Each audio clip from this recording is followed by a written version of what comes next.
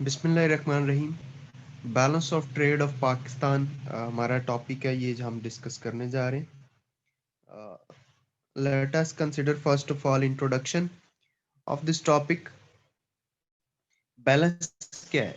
A state of equilibrium और equal distribution of weight, amount etcetera is called balance. What is trade?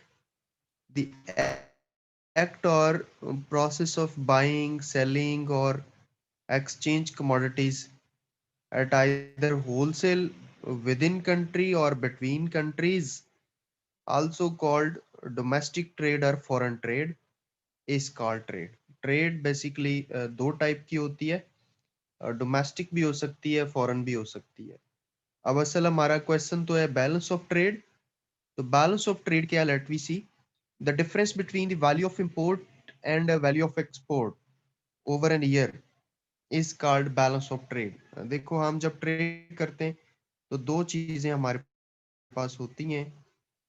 एक exports होती हैं जो हम सेल आउट करते हैं, और दूसरा हम इंपोर्ट्स होती हैं जो हम खरीदते हैं। मतलब बाहर के कंट्री से हम बाय करते हैं। तो इनका जो डिफरेंस होता है, इनका डिफरेंस वो कहलाता है balance of trade.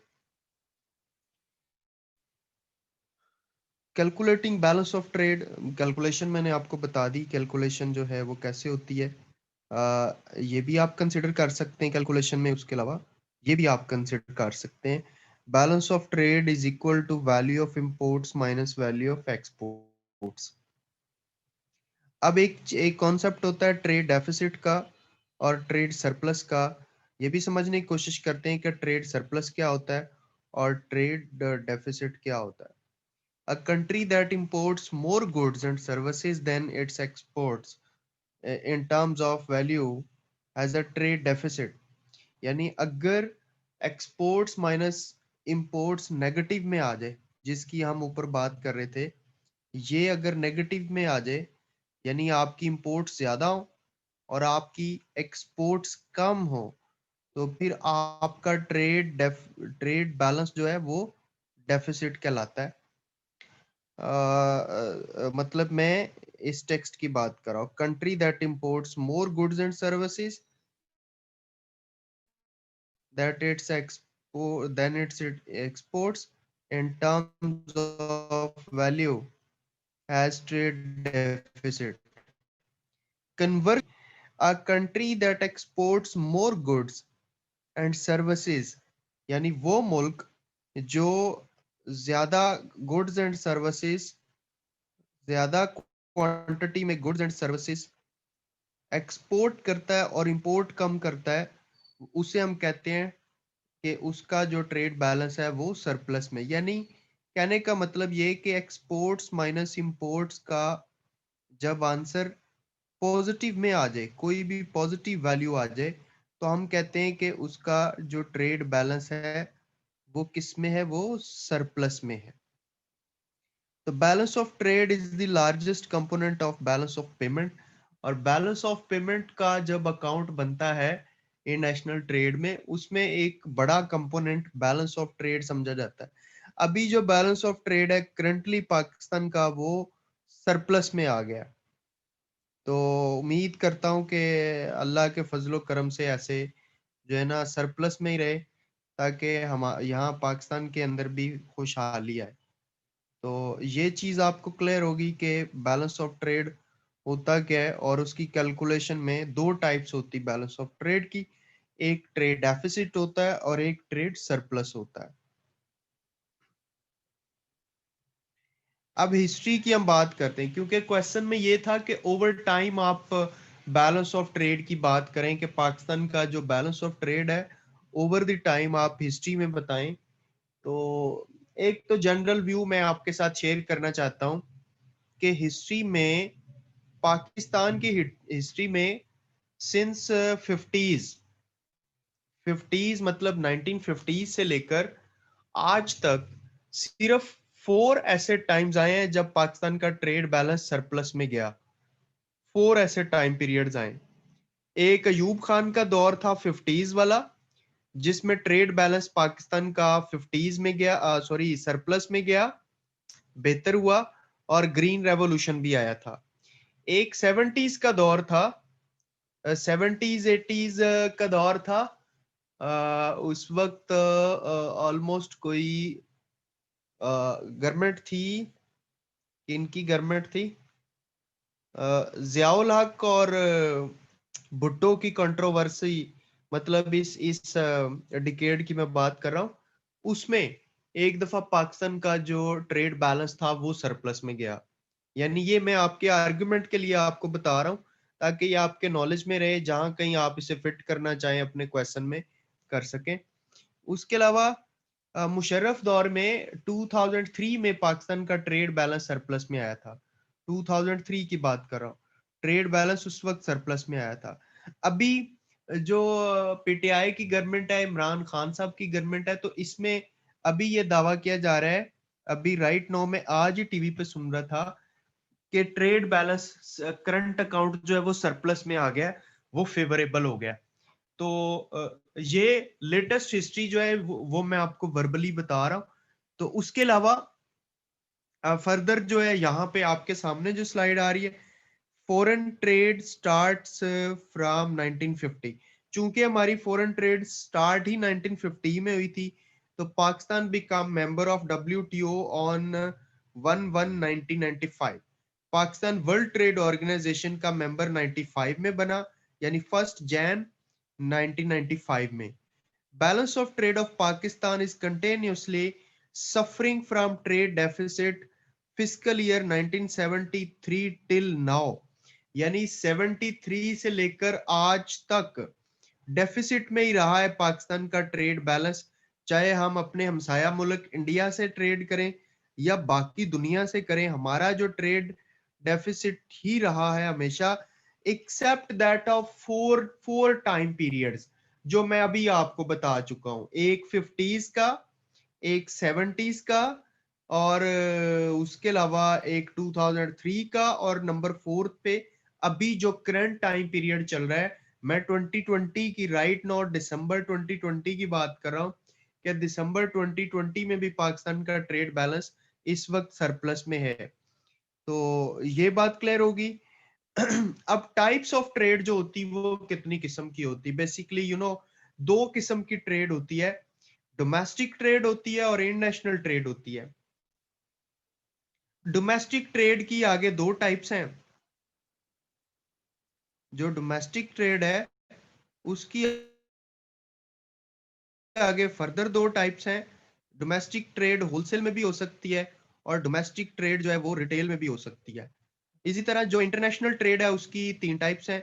International trade में आप एक्सपोर्ट्स भी कर सकते हैं, इंटरनेशनल ट्रेड में आप इंपोर्ट्स भी करते हैं, और इंटरनेशनल ट्रेड में आप जो है वो एंटरपोर्ट भी कर सकते हैं।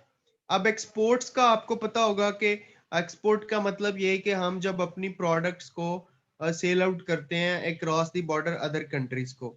और इंपोर्ट्स का भी आपको पता है कि अदर कंट्री से जब हम चीजों को परचेज करते हैं तो हम इसे इंपोर्ट कहते हैं। लेकिन एंटरपोर्ट जो है, एंटरपोर्ट का मतलब यहाँ पे क्या है, इसका मतलब ये कि हम चीजों को खरीदें आगे फर्दर चीजों को बेचने की गर्ज से। यानी हमारे दूसरे मुल्कों से चीजों को इंपोर्ट करने का सिर्फ मकसद ही ये हो कि हमने उसको आगे मतलब किसी और कंट्री को इसको सेल आउट करना है, यानी एक्सपोर्ट करना है। चीजों को एक्सपोर्ट करने के लिए जो जिनको इंपोर्ट किया जाए उन्हें कहते हैं एंटरपोर्ट। तो पाकिस्तान जो है वो तीन किस्म की इंटरनेशनल ट्रेड करता है, मतलब तीन किस्म की ट्रांजैक्शन होती है। एक तो उसकी आउटवर्ड्स हैं जो कि एक्सपोर्ट्स कहलाती हैं, इनवर्ड्स हैं जो कि इंपोर्ट्स कहलाती हैं, और एंटरपोर्ट जो है वो इनवर्ड है लेकिन बंदरगाह की हद तक, वहीं से ही उनको दूसरे मुल्क में भेज दिया जाता है, इसलिए एंटरपोर्ट का नाम देते हैं। डोमेस्टिक में आपको पता है कि डोमेस्टिक में जो है होलसेल ट्रेड हो सकती है या फिर रिटेल ट्रेड होती है। तो ये बात भी आपको क्लियर होगी। ये जो ट्रेड है इसकी दो टाइप्स में अभी आपके साथ शेयर कर रहा था। ठीक हो गया। अच्छा, तो टाइप्स ऑफ ट्रेड के बाद हमारे पास है ji balance of trade in Pakistan. जो बैलेंस ऑफ ट्रेड पाकिस्तान में बनता है उसके लिए मैंने इंपॉर्टेंट चीजों को यहाँ पे मैं आपके साथ शेयर कर रहा हूँ। जो इंपॉर्टेंट चीजें हैं जो बैलेंस ऑफ ट्रेड के अंदर शामिल होती हैं, लेट मी जूम इट। ये मैं इसको जूम कर देता हूँ ताकि आपको क्लियरली नजर आए। इसमें बिल्कुल लेफ्ट साइड पे एक्सपोर्ट गुड्स है जो ब्लू कलर में आपको नजर आ रही। एक्सपोर्ट गुड्स में डियर हम जो है फूड आइटम्स को एक्सपोर्ट करते हैं, जिसमें राइस को हम एक्सपोर्ट करते हैं, जिसमें हम मीट एक्सपोर्ट करते हैं, जिसमें हम फ्रूट्स को एक्सपोर्ट करते हैं, हम उसके अलावा स्पाइसेस को और फिश को एक्सपोर्ट करते हैं। और फूड आइटम्स हम इवन इंपोर्ट भी करते हैं। इंपोर्ट भी हम करते हैं फूड आइटम्स, जिसमें हम व्हीट को इंपोर्ट करते हैं सम टाइम जब खत्म हो जाता है, आटे का बुरहान आ जाता है। मिल्की फूड्स होती हैं, चॉकलेट्स वगैरह, इनको हम इंपोर्ट करते हैं। ड्राई फ्रूट्स होते हैं, ड्राई फ्रूट्स को हम इंपोर्ट करते हैं। स्पाइसेस को भी इंपोर्ट करते हैं। और शुगर को भी समटाइम जब प्रॉब्लम आ जाए तो हमें शुगर भी इंपोर्ट करना पड़ता है। जैसे अभी रिसेंटली हमने शुगर को भी इंपोर्ट किया और वीट को भी इंपोर्ट किया। इसके बाद आगे टेक्सटाइल और मशीनरी। टेक्सटाइल हमारी बहुत अच्छी जा रही है आजकल। राइट नाउ 2020 में टेक्सटाइल जो है, टेक्सटाइल सेक्टर बहुत तरक्की कर रहा है और मतलब जो लोग हैं काफी उनको वहां पे रोजगार मिला हुआ है। और टेक्सटाइल सेक्टर का जो इंडस्ट्रियलिस्ट है वो बहुत खुश है। रॉ कॉटन जो है वो हम एक्सपोर्ट करते हैं। कॉटन के बने क्लॉथ जो है वो हम एक्सपोर्ट करते हैं। उसके अलावा जो गारमेंट्स हैं, गारमेंट्स यानी रेडीमेड गारमेंट्स हम बना बना के वो भी एक्सपोर्ट करते हैं। उसके अलावा टॉवल्स हम एक्सपोर्ट करते हैं। लेकिन इसके बदले में जो चीज हम एक्सपोर्ट करते हैं मशीनरी में, उसमें टेक्सटाइल मशीनरी है। यानी वो मशीनरी जो कि कपड़ा बनाने के काम आती है, टेक्सटाइल मशीनरी कहलाएगी। उसके अलावा हम एयरक्राफ्ट्स और शिप्स जो हैं, बहरी जहाज और जंगी जहाज जो एयरक्राफ्ट्स, ये हम इंपोर्ट करते हैं, बाहर के मुल्कों से खरीदते हैं। उसके अलावा एग्रो मशीन्स, मतलब ऐसी मशीन्स जो कि एग्रीकल्चर सेक्टर में इस्तेमाल होती हैं। उनमें ट्रैक्टर शामिल है, उनमें थ्रेशर शामिल है, उनमें हार्वेस्टर्स शामिल है, उनमें ड्रिल मशीन शामिल है, उनमें और भी फर्दर कई किस्म की जो मशीनरी है, जैसे ड्रिप इरिगेशन के लिए, शावर के लिए वो वाटर टैंक चाहिए होते हैं वो वाले। तो मशीनरी जो है एग्रो बेस्ड जो मशीन्स होती हैं वो भी हम क्या करते हैं, खरीदते हैं, हम इंपोर्ट करते हैं। एक और चीज है जो कि हम इंपोर्ट करते हैं और वो है टेलीकॉम सेक्टर। टेलीकॉम सेक्टर, उसमें मोबाइल्स हैं और कंप्यूटर्स एटसेट्रा। ये जो चीजें हैं ये हम इंपोर्ट करते हैं। तो हमारे पाकिस्तान के जो बैलेंस ऑफ ट्रेड है इसमें ये चीजें शामिल हैं। उम्मीद है कि आपने इनको अंडरस्टैंड किया होगा। ये मैंने आपको इंपॉर्टेंट चीजें बताई हैं जो कि हम क्या करते हैं, इंपोर्ट एक्सपोर्ट करते हैं। जी सर। और जो कि डिसाइड करती हैं पाकिस्तान के ट्रेड बैलेंस को, या बैलेंस ऑफ ट्रेड को डिसाइड करती है। ये चीज आ गई।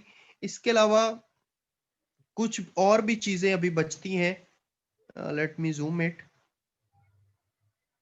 जिसमें पेट्रोलियम प्रोडक्ट्स हैं। मतलब ऐसा नहीं कि हम पेट्रोलियम प्रोडक्ट्स जो है जो सिर्फ खरीदते ही हैं। हम पेट्रोलियम प्रोडक्ट्स को एक्सपोर्ट भी करते हैं। और उसके अलावा कुछ सॉलिड फ्यूल्स हैं जैसे कोयला वगैरह, ये भी हम एक्सपोर्ट करते हैं।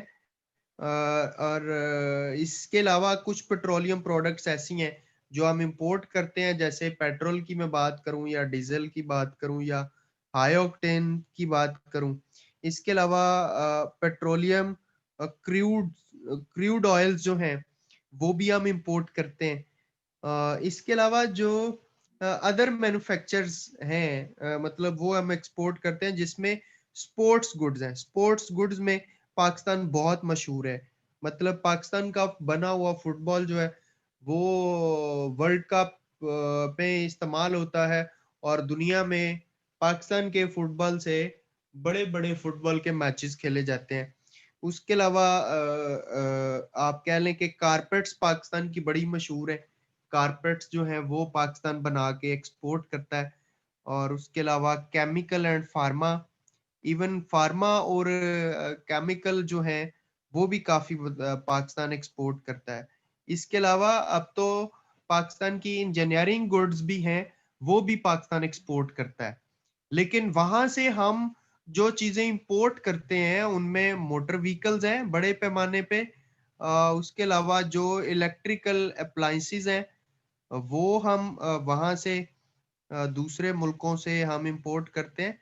इलेक्ट्रिसिटी गुड्स जितनी भी हैं, ठीक है, वो हम इंपोर्ट ही करते हैं। रेफ्रिजरेटर्स हैं या मतलब एसी हैं या इस तरह की जो चीजें हैं ये हम इंपोर्ट करते हैं बाहर के मुल्कों से। तो ये कुछ हेड्स थे, कुछ आइटम्स थी जो मैंने आपके साथ शेयर की, जो कि ट्रेड बैलेंस को डिसाइड करती हैं।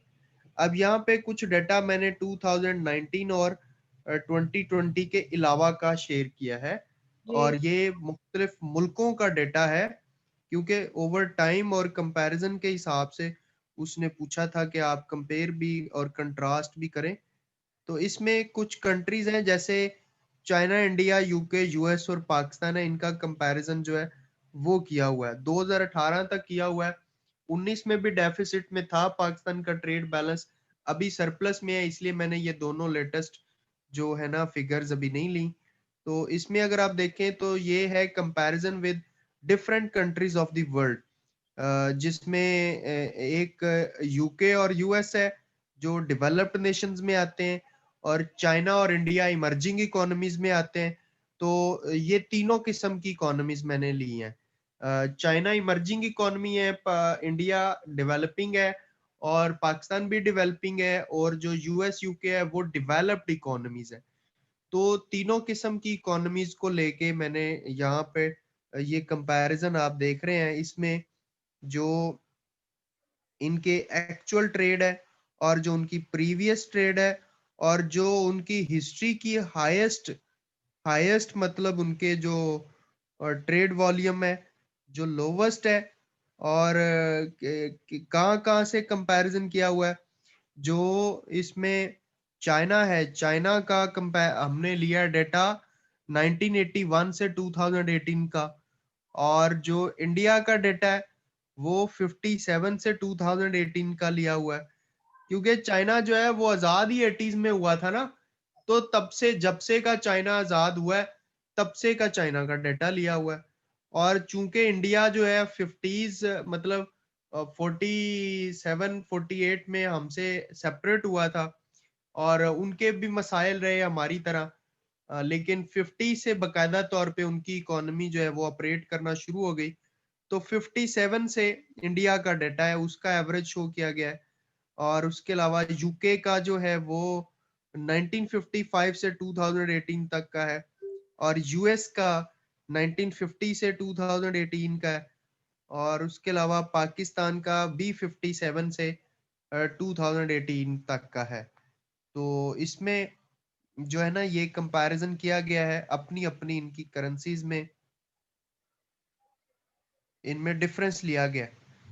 तो ये ट्रेड बैलेंस का डिफरेंस है, ट्रेड बैलेंस का। इसमें अगर आप देखें तो आपको पाकिस्तान का सबसे कम जो जहाँ पे सबसे ज्यादा जब पाकिस्तान जो है वो उसमें रहा डेफिसिट में, तो वो आप देखें 4526 2668, 45,000, 45,000, बल्कि है ये बनता है 4,52,000, 4,52,668, ये डेफिसिट मतलब पाकिस्तान का जो ग्रेटर वो बनता है इसका, ये इसको मैंने सर्कल किया है, ये इसका ट्रेड बैलेंस एक शो हो रहा है। और जो हाईएस्ट मतलब जो ट्रेड बैलेंस इसका गया है, इसका जो हाईएस्ट पाकिस्तान का ट्रेड बैलेंस गया है वो, सर ये इस तरह का चार्ट बनाना पड़ेगा पेपर में, ये तो बहुत सारे नंबर देंगे, किस तरह याद रहेंगे? नहीं बस ये थोड़ा सा ही है, अगर ना बना सकें तो जरूरी नहीं है। पर मैं अब चीज एक आपके जेहन में डालने के लिए कि उसने ओवर टाइम कहा है ना, तो उसमें कुछ थोड़ा बहुत आपको बताना पड़ता है। अदरवाइज मैंने आपको शुरू में एक जनरल मैंने एनालिसिस दिया था कि 4 टाइम्स का बता दें सरप्लस, उसके अलावा डेफिसिट, इंटायरली डेफिसिट रहा है। तो ये कोई इतने ज्यादा बड़े नहीं है, मतलब ये एक एक फिगर है इसमें अगर आप देखें तो। और जो सबसे पहली इकोनॉमी है उसका अगर आप देखें तो उसका तो डेफिसिट हुआ ही नहीं है। चाइना का 81 से 2018 तक अगर आप देखें तो उसका ये बनता है 32,002। ये उसका लोवेस्ट रहा है। और हाईएस्ट उसका जो है वो, अगर मैं इसको थोड़ा हाईलाइट करूं तो ये बनता है 61,286, 61,286। इसका डेफिसिट में गया ही नहीं है, लेकिन पाकिस्तान का आपको यहाँ पे डेफिसिट में भी नजर आएगा। और इसी तरह बाकी इकोनॉमीज का भी ये लिखा हुआ है। लोवेस्ट हाईएस्ट हाईएस्ट से मुराद यहाँ पे पता है क्या है? लोवेस्ट हाईएस्ट से मुराद यही है कि इसका कम से कम जो ट्रेड बैलेंस है वो क्या रहा, और इसका ज्यादा से ज्यादा ट्रेड बैलेंस जो है फेवरेबल वो क्या रहा। ये टेबल है। इस टेबल में सिर्फ 5 कंट्रीज हैं जिनका एनालिसिस दिया गया। अगर आप इनको कर सकें टैकल तो ठीक है, अदरवाइज नो इशू। अब कौन से फैक्टर्स हैं जो ट्रेड बैलेंस को अफेक्ट करते हैं, रीजंस क्या है? अगर आपको ये बताना पड़े कि ट्रेड बैलेंस के वो कौन से फैक्टर्स हैं जो उसको वर्सन करते हैं, जो मतलब उसमें उसके डेफिसिट का रीजन बनते हैं, तो factor that can affect the balance of trade include number 1 the cost of production, land in the form of labor, in the form of capital, in the form of taxes, incentives, etc. in the exporting। तो जब आप चीजें बनाकर आपने export करनी होती हैं तो आपको लैंड के एक्सपेंडिचर आते हैं, लेबर के आते हैं, कैपिटल के आते हैं, टैक्सेस के आते हैं, और इंसेंटिव्स के एक्सपेंडिचर आते हैं। ये फैक्टर अफेक्ट करते हैं आपके ट्रेड बैलेंस को। अगर एक्सपेंसिव चीजें बनेंगी तो जारी बात है आप कम चीजें प्रोड्यूस करके एक्सपोर्ट कर सकोगे। और अगर यही चीजें अगर मतलब चीपर बनेगी तो आप ज्यादा चीजें बनाकर एक्सपोर्ट कर सकोगे, आप ज्यादा फॉरेन एक्सचेंज कमा सकते हैं। दूसरी चीज, economy विज़ those in the importing economy, यानी वो इकोनॉमी जिसके साथ जिससे आप इंपोर्ट्स कर रहे हैं वो कैसी इकोनॉमी है, वो आपको चीप में चीजें सेल आउट करती है या फिर वो आपको एक्सपेंसिव चीजें सेल आउट करती है। इस पे भी डिपेंड करता है आपका बैलेंस ऑफ ट्रेड। इसके अलावा number 3 the cost and availability of raw materials, कि रॉ मटेरियल क्या आपको अवेलेबल भी है, और अगर अवेलेबल है तो उसकी कॉस्ट कितनी आती है। Intermediate goods and other inputs, जो भी आप इस्तेमाल करते हैं प्रोडक्शन प्रोसेस में, उनकी कॉस्ट ऑफ प्रोडक्शन क्या आ रही है उस पर डिपेंड करता है आपका बैलेंस ऑफ ट्रेड। नंबर 4 पे करेंसी एक्सचेंज रेट मूवमेंट्स। जो करेंसी एक्सचेंज रेट्स है, देखो अगर तो डॉलर है या फॉरेन करेंसी है वो रुपी के बदले में बढ़ती जा रही है, तो जारी बात है आपका ट्रेड बैलेंस उसकी वजह से डेफिसिट में रहेगा और रहता रहेगा। लेकिन अगर आपकी करेंसी इवैल्यूएट होती है मतलब इंटरनेशनल करेंसी के बदले में, यूएस डॉलर के बदले में, तो जारी बात है फिर आपका ट्रेड बैलेंस भी उसी हिसाब से सरप्लस में जाएगा या फेवरेबल की तरफ जाएगा। उसके अलावा multilateral, bilateral and unilateral taxes और रिस्ट्रिक्शंस ऑन ट्रेड, मतलब जब आप ट्रेड करते हैं तो हो सकता है कि बहुत सारे मुल्क मिलके आपके ऊपर टैक्सेस, रिस्ट्रिक्शन, कोटा वगैरह लगा दें, या हो सकता है कोई से दो बड़ी इकोनॉमीज मिलके आपके ऊपर क्वांटिटेटिव या क्वालिटेटिव को रिस्ट्रिक्शन लगा दें, या ये भी हो सकता है कि कोई एक कंट्री जो है यूनिलेटरली आपके ऊपर टैरिफ लगा दे, टैक्सेस लगा दे, रिस्ट्रिक्शन लगा दे आपकी ट्रेड के ऊपर। तो ये चीज भी डिपेंड करती है, आपके बैलेंस ऑफ ट्रेड को अफेक्ट करती है। उसके अलावा नॉन टैरिफ कुछ बैरियर्स होते हैं, जैसे कि इन्वायरमेंटल इश्यूज आ जाते हैं, हेल्थ इश्यूज आ जाते हैं, सेफ्टी स्टैंडर्ड्स आ जाते हैं। देखे ना अभी जैसे कोविड आया, तो अभी कोविड में ये आज ही मैं सुन रहा था कि पाकिस्तान ने ब्रिटानिया के अंदर एक नई मतलब कोविड की एक नई टाइप आई है। तो पाकिस्तान ने जो फ्लाइट्स थी ब्रिटानिया की, यूके की, वो बंद कर दी हैं, उनको वो नहीं आने देगा, पाबंदी लगा दी है। तो हेल्थ इश्यूज की वजह से ना, इन्वायरमेंट के वजह से, कि वो वही जर्म्स जो है वो हमारी तरफ यहाँ पे मुंतकिल ना हो जाए, वो वाली वेव हमारी तरफ ना आ जाए। तो इस तरह के भी मतलब बैरियर्स होते हैं। उसके अलावा availability of adequate foreign exchange with which to pay for imports, मतलब जो आपका फॉरेन एक्सचेंज है उसकी अवेलेबिलिटी का होना जरूरी है। अगर आपके पास फॉरेन एक्सचेंज रिजर्व्स पड़े हुए हैं in the form of dollar और अदर करेंसी जो कि ट्रेड के लिए इस्तेमाल होती है, जारी बात है आपका बैलेंस ऑफ ट्रेड्स फेवरेबल में होगा। लेकिन अगर नहीं है तो फिर सब वो डेफिसिट में चला जाएगा। और उसके अलावा prices prices of goods manufactured at home, जो चीजें आप अपने होम कंट्री में बना रहे हैं उनकी क्या प्राइसेस आपने रखी, influenced by responsiveness of supply, जिसको चीजों की सप्लाई इन्फ्लुएंस करती है। तो ये ऐसे फैक्टर्स हैं जो कि, और भी काफी फैक्टर्स हैं लेकिन ये इंपॉर्टेंट फैक्टर्स थे जो मैंने आपको बताए, जो बैलेंस ऑफ ट्रेड को वर्सन भी कर सकते हैं, इंप्रूव भी कर सकते हैं। जी सर। अब क्या तरीके हैं कि हम अपने बैलेंस ऑफ ट्रेड को इंप्रूव कर सकते हैं, क्या मेथड्स हैं उसमें। कंज्यूम लेस एंड सेव मोर, बहुत सिंपल सा फार्मूला है। अगर आपने तरक्की करनी है, आपने अपने ट्रेड बैलेंस को सरप्लस में लेके जाना है, इंपोर्ट्स को कम करना है, एक्सपोर्ट्स को बढ़ाना है, तो आपको सिंपल एक काम ये करना पड़ेगा कि आप कंजम्पशन लेस करें और सेव ज्यादा करें। क्योंकि जो सेविंग करेंगे वो इन्वेस्टमेंट होगी, प्रोडक्शन बढ़ेगी, एक्सपोर्ट्स आप ज्यादा करेंगे।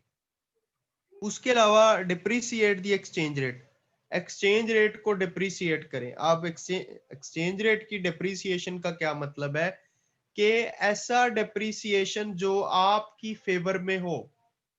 मतलब आप अगर अपनी करेंसी को सस्ता कर रहे हैं ना, बिलफर्ज आप अगर अपनी करेंसी को सस्ता करें तो उसकी आपकी ट्रेड बढ़नी चाहिए, जैसे चाइना करता है और उसको वो फेवर में भी जाता है। चाइना अगर अपनी करेंसी को सस्ता करता है उसकी ट्रेड बढ़ जाती है। लेकिन हम तो इंटरमीडिएट गुड्स बनाते हैं, हम अगर अपनी करेंसी को डिवैल्यूएट भी करते हैं, डिवैल्यू भी करते हैं या हो जाती है, तो तब भी हमारी ट्रेड नहीं बढ़ती, क्योंकि हम इंटरमीडिएट और प्राइमरी गुड्स एक्सपोर्ट करते हैं। जी सर। तो डेप्रिसिएट एक्सचेंज रेट करके, और इस तरह डेप्रिसिएट करके कि जो आपके लिए फेवरेबल हो, आप बैलेंस ऑफ ट्रेड को बेहतर कर सकते हैं। उसके अलावा टैक्स कैपिटल इनफ्लोज, जो कैपिटल इनफ्लो आ रहा होता है उसके ऊपर टैक्स पॉलिसी को फेवरेबल बना के आप जो है ना अपने ट्रेड बैलेंस को इन्फ्लुएंस कर सकते हैं। अगर ये चीजें आप कर लेते हैं तो फिर जारी बात है पाकिस्तान मोरली, कल्चरली और इकोनॉमिकली कोई ऐसी पावर नहीं है कि जो पाकिस्तान को लेट डाउन कर सके, एज आर कायद सेड।